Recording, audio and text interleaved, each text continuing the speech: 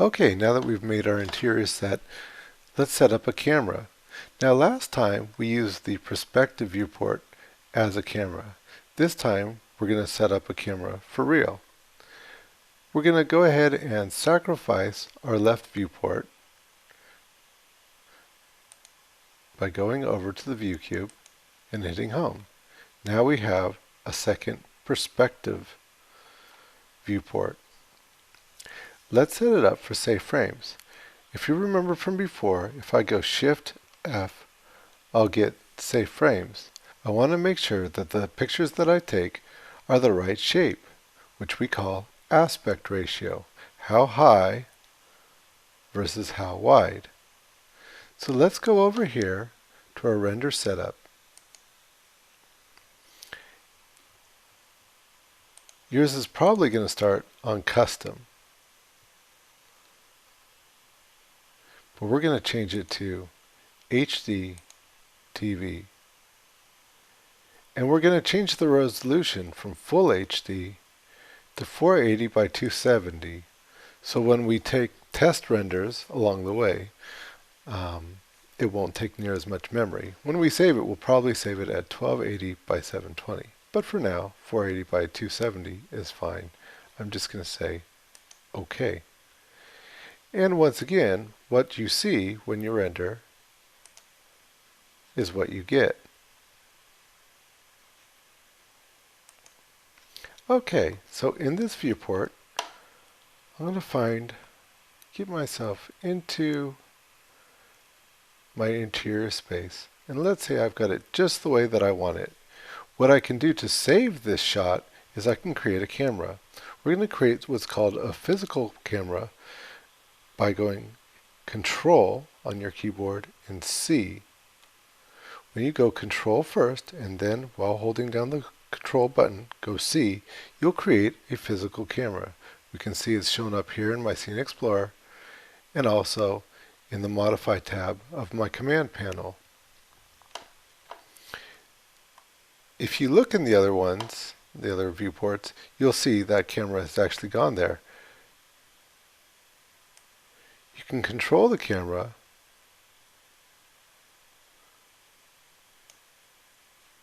and what's more is you can control the camera's target. An easy way of selecting the target is in your Scene Explorer. And I'll move that target up and down.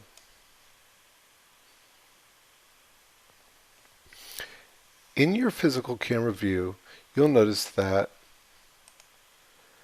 these buttons have changed. Let's take a look at perspective, and we see our familiar zoom and pan, etc. But if we click in our camera viewport, these have changed. They do very similar things. This one, for instance, dollies the camera.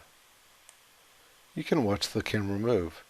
The cone that you see up here represents what the camera sees.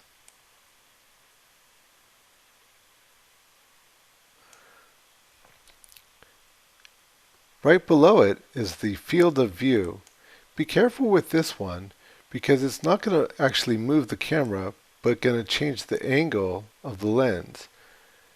It seems like you're zooming in, and you are, but be careful. You can see how the camera will greatly distort your view.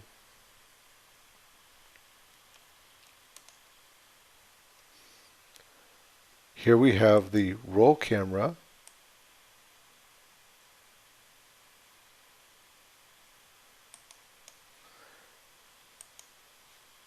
The orbit of the camera.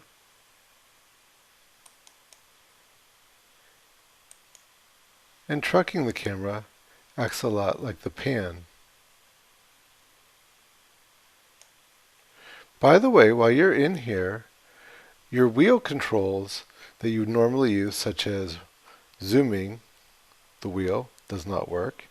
The Control Alt and pushing the wheel doesn't work. It just acts as a pan. And the Alt with the wheel to move things around doesn't work. The only thing that works is the pan with your mouse, that is. Okay, so we've got this, and let's say we've got this camera set up just the way that we want. The next thing that we would do is freeze it. So freeze this here, freeze this here. And that's nice because now I can continue to work without losing my shot. So for instance, let's say I'm in the perspective viewport. I can roll around. We'll click on the floor for a second there. Yes, I can roll around, changing my view, being able to work, doing whatever it is I need to do. Go to T for top, for instance, or back to that perspective view. And it never changes my camera. In fact, if I was in my perspective and was to go Alt W to change to a full view, and then let's say I went F for front and P for back to perspective, I could also go now C for camera and get into my camera view. Let me go back to T for top and show you that over here where you've changed things before and you've seen the familiar perspective, top, left, etc. You also now have cameras, and if you have multiple cameras, this is one place that you can choose between different cameras.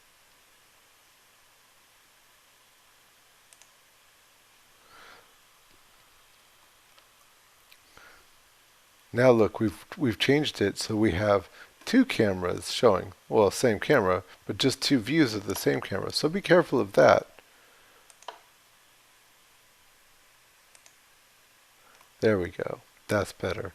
By being aware of that, it'll help you as you're working so that you only have, let's say, Alt W, one perspective, one camera, one top, what else? We have one front, etc. And back to camera. And that way when I go back to Alt W to my 4 camera views, I still have the viewports that I was familiar with. Okay, well now that we've made our interior scene, let's put a few objects in it.